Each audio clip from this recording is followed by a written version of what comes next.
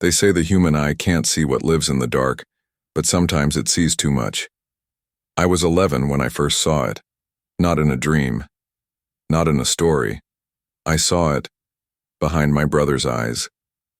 He was staring at the closet door, eyes wide, lips trembling. And he said, "He's waiting again. He told me your name this time." That was the night I started sleeping with the light on, the night the scratching started from inside the walls, and the night my brother started counting backward in his sleep, from 10 to 0, and when he hit 0, he was gone. This story isn't about ghosts. It's about something older, something that moves through the cracks, wears your voice like skin, and knocks 3 times before it chooses you. So listen carefully. If you hear tapping tonight, don't open your eyes. Don't answer it, because it remembers the ones who watch horror stories alone. And tonight, it's watching you. We moved into the house on Ashridge Lane exactly 1 week after the funeral.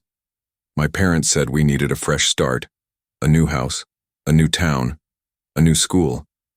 They didn't say it, but I knew. They wanted to forget what happened to Jamie. But I couldn't, not when I saw the house. From the outside it looked normal, a quiet 2-story colonial, shaded by crooked trees. Cheap for the size, too cheap. The neighbors didn't say much, just nodded politely. Some looked at the house like it shouldn't be there. One old man across the street just shook his head and muttered, "They always come back." I didn't know what he meant. I would. The first night in my new room, I couldn't sleep. The air felt heavy, like someone was pressing on my chest. I kept staring at the closet across the room. Not because it was open, it wasn't. It was shut, locked even. But I swear, I saw a faint light leaking from underneath, like the soft glow of a flashlight, flickering. And then I heard it. 3 slow knocks. From the inside. I ran to my mom's room. She said it was just the house settling. But old houses don't settle in 3s. The next day I checked the closet. It was normal. Empty. But there was something strange on the back wall, a square outline like a hidden panel, and in the corner of it, a faint smear of something dark. I didn't tell my parents. They were already slipping into that foggy kind of denial, the kind that creeps in after grief and tells you everything is fine. But I knew what I saw, and that night, the knocking came again. 3 slow knocks, but this time, there was a whisper, a child's voice, and it said, "You came back." I froze, because I recognized the voice. It was Jamie. But Jamie was buried 6 feet under a willow tree, 3 towns away. After that night, I stopped sleeping. I tried. I really tried. But every time I closed my eyes, I heard it. Not just the knocks, but the whispers. Low, scratchy voices, like someone trying to speak through a mouthful of dust. They came from the walls, always at night. At first I thought I was losing my mind until one night I pressed my ear to the wall behind my bed, and I heard it clearly. "Help. Me." And it wasn't Jamie's voice. It was a girl, crying. She whispered something else, but it was fast, like she was being pulled away. I ran to my parents' room, but when I told them, they didn't even wake up. I shook my mom. Her eyes were open, but blank. My dad was staring at the ceiling, whispering, numbers, backwards, 10, 9, 8. I backed out of the room. That's when I saw it. The hallway wall was breathing, not moving from the wind. No, breathing, expanding, contracting, like something inside was alive, watching me. I ran back to my room, slammed the door, and that's when I saw the new message, written across the mirror, in something brownish red. 2 words, "Don't listen." The next day, I searched the house. Every wall, every vent. In the attic, I found something, tucked behind an old insulation panel, a small cassette recorder, and a single tape labeled in a child's handwriting, "For Eliza, Don't forget the knock code. Hi, Eliza. If you hear this, he's still there. Don't talk to him. He lies. He copies people's voices. Mine too. If he starts counting down, get out. He's close when it starts at 5. Always 5. I don't know who Eliza was or what happened to her, but that night I heard the counting again.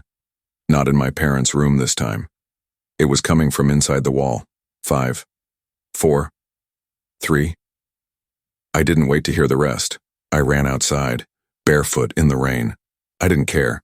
I just needed to breathe air that didn't come from that house. But before I reached the sidewalk, I heard my brother's voice again, from the second-floor window of my bedroom. Calm, confident. Not like before. He said, "I'm not scared anymore." And he smiled. That was the first time I realized, whatever took Jamie, it didn't just want to hide in the walls. It wanted to come back wearing his face.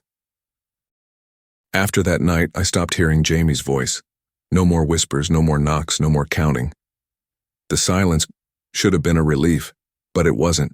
It felt like the quiet that comes right before something awful, like the house was holding its breath.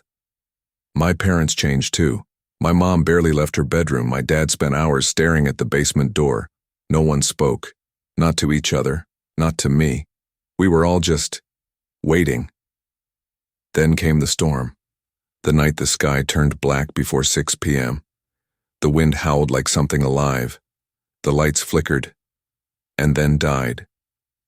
We lit candles. I remember the way the shadows moved, like they were reaching. I went to check on my dad, but the bedroom was empty. Mom too. I was alone. And that's when I heard it. From upstairs, a laugh, small, playful, Jamie's laugh. I ran up the stairs.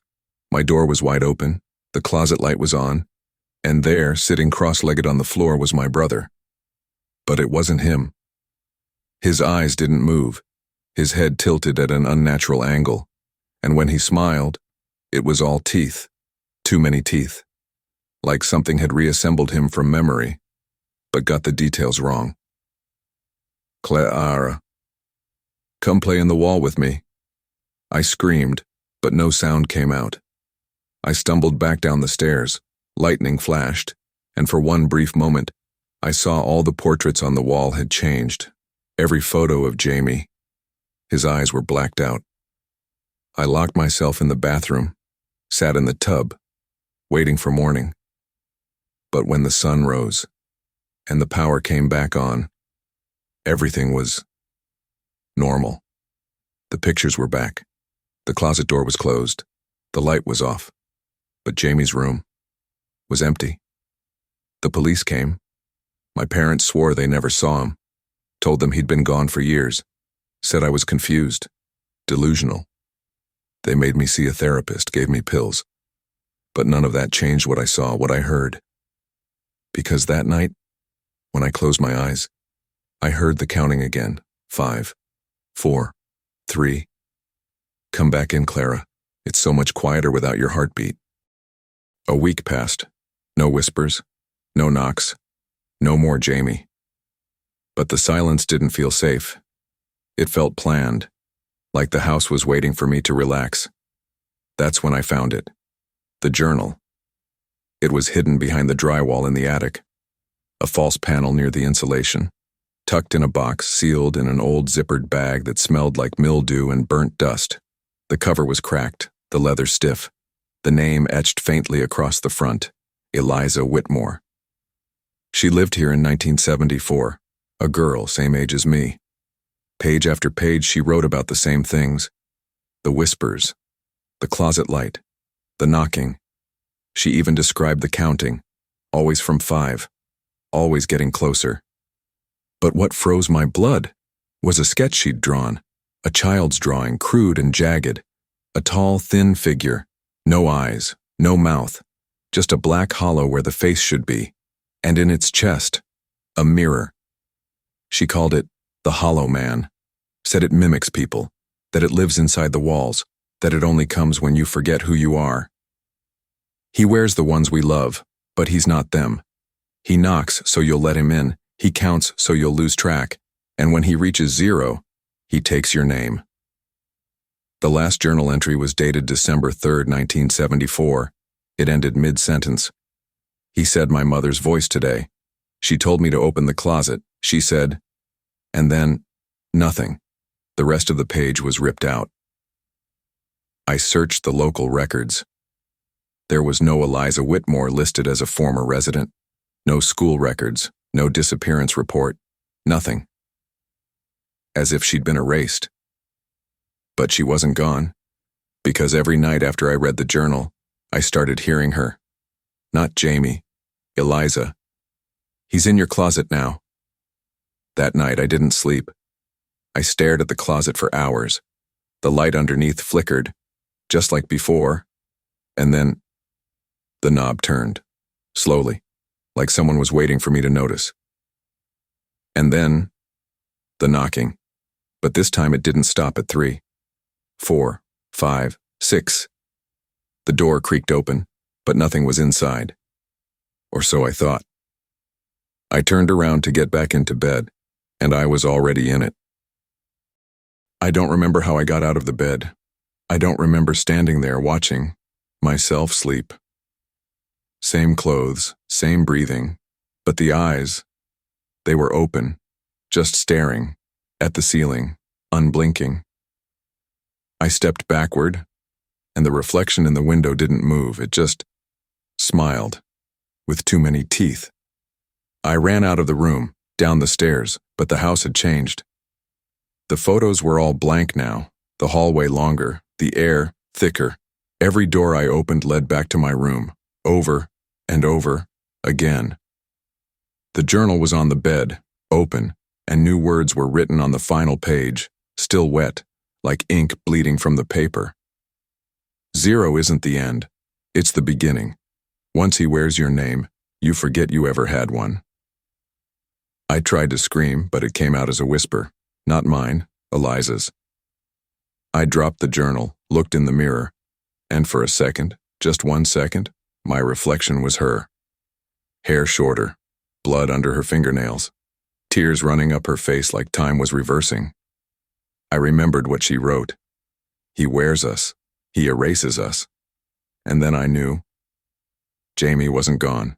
He was swallowed. And Eliza, she was never missing, just trapped inside the hollow man. I ran to the basement, I don't know why. Maybe I thought I could burn the house down.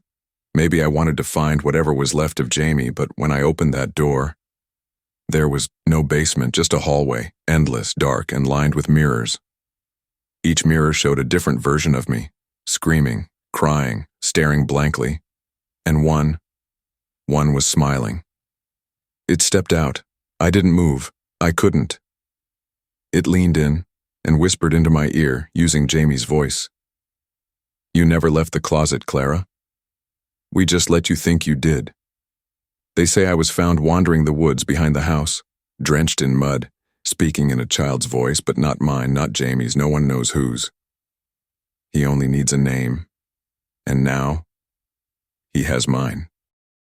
I was released from the hospital 3 weeks later. No broken bones, no bruises, just silence.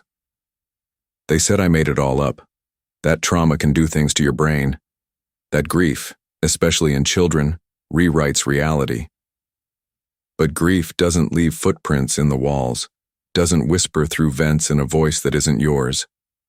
I went back to the house one last time, just to prove I wasn't crazy, just to see it with adult eyes. The place was condemned now, boarded windows, caution tape, forgotten. But the journal was still there, sitting in the center of the room. No dust, no rot, as if it had been waiting. This time the handwriting inside was mine. Pages of it, all in my voice, things I never remembered writing, but thoughts only I could have had. He doesn't come for strangers. He waits for someone to give him a name with love, a name that matters. Jamie. I named him, not the boy, the thing that wore him. I invited it in, with love, with memory. I kept calling to Jamie, and it answered. And then I noticed something else, a final page, folded, hidden inside the journal's cover. The hollow man doesn't steal your face, he gives it away to the next one who says your name. And now you know mine. Say it out loud, and he'll come to you next.